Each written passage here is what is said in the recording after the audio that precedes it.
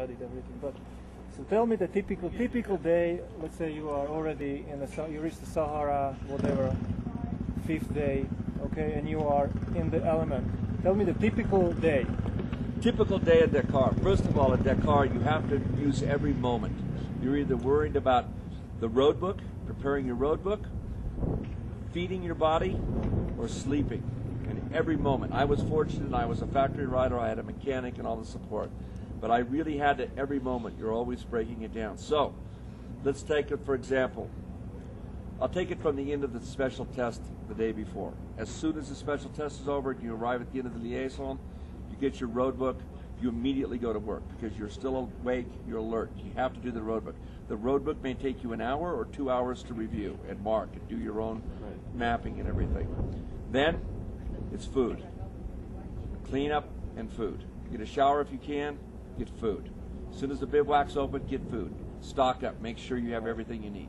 Then, unwind, go to your tent. If you can, send your team manager to the briefing to get the briefing notes, and then it's directly to bed. And then when you sleep the strangest sleep of all. You're half asleep, half awake, and your dreams are so intense when you're in the tent. When you close the tent at night, it's like you're going back to the womb. You're away from everything, and it's in your own private world. It's a step out of the reality that you're in the Dakar world. You're in your own world.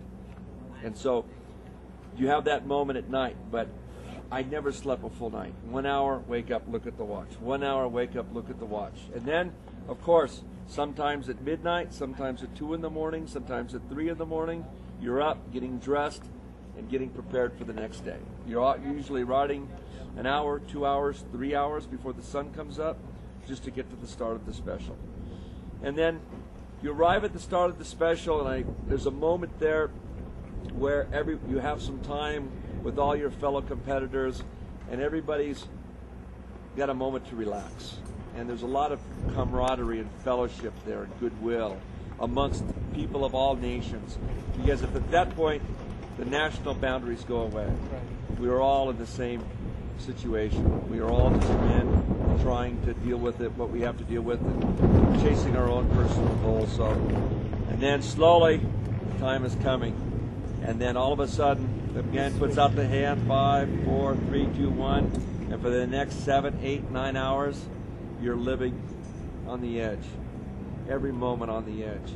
Wide open, struggling to get through the dunes, struggling to get through the camel grass, struggling to keep from crashing and getting lost, dealing with fatigue, thinking about the bike, thinking about the elements, thinking about the road book. And it's so intense, you're just in your own little world. And then you arrive at the finish of the special, another moment to relax, and then maybe a small or a long liaison in, and then the routine starts over again. Mione was in the rally community the one that everyone looked up to. Even the other top rally racers like Sank, Cyril Dupre, and Mark Coleman, Nanny Roma. You know, he was the man among men. He was the man whose presence was you could not ignore. I mean, he burned with such passion and intensity for Dakar that you could feel the energy from him. I can't explain it. I tell people like this. It sounds silly. It sounds too melancholy or whatever, but that man was really a warrior. A warrior. You go back in time, he was a gladiator. He was a crusader. He was the man. He was Attila the Hun. He was everything. That man was truly fierce. But a kind man, a gentleman, you know, and to lose him was just, you know, he seemed so indestructible. And to lose someone like that, if he can die, ooh, what about me, you know? I'm not so strong. Compared to him, I'm down here. Is the road book really the key to get you through every stage? Well, there's an old saying, know your road book because one day it will save your life.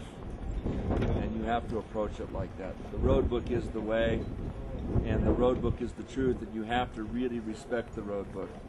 And but it's so hard, you know, 8, 9, 10 hours a day, 10, 12, 13, 14, 15, 16 days in a row. Your processing is incredible. to be up front where there's hardly any tracks is very, very difficult. You have to really trust your knowledge and your intuition and your ability with the road book. And there's times when you're flat out and you're doing 100 miles per hour, but you just leave it there for a long period of time, across desert that you've never seen before or ridden over. And all the while, your attention is on the desert, but also on the road book and the GPS. So you really have to process and compartmentalize your thinking and really have to have your shit together in order to not make a big mistake. Baja is very intense. It's like motocross in the desert. It's over, it happens very quickly. It's relatively speaking, and it's over. Dakar, though, makes Baja look like a weekend trail ride, just with your buddies, even the Baja 1000. Dakar is the truest test of a man and machine, and will always be the truest test of a man and machine, and of the human spirit that I know of. And, it's almost a compulsion there for a man to compete. I can see why. When you arrive at the finish of the final special test on the last day, and you look around and the people that you've been with, suffering with, struggling with for 3 weeks, and you see them all on the ground on their knees crying, grown men, and you understand it. The emotion that comes out at the end of Dakar, the release, is like nothing that you'll ever experience anywhere.